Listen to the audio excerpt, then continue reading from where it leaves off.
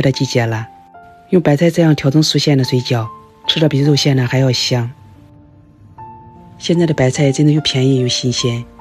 把白菜一片片的掰开，用清水清洗干净，然后控干水分。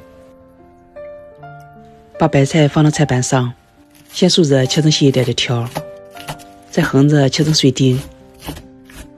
全部切好后放到大碗里，加入食盐，把食盐翻拌均匀，腌制10分钟，让白菜催压水。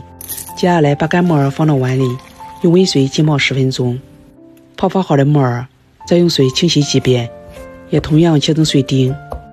再来把1根胡萝卜也切成碎丁。碗里打入3个鸡蛋，用筷子搅散。锅里多放一点油，倒入鸡蛋液，用筷子不停地搅拌，直到鸡蛋碎成型。炒好的鸡蛋液里倒入胡萝卜和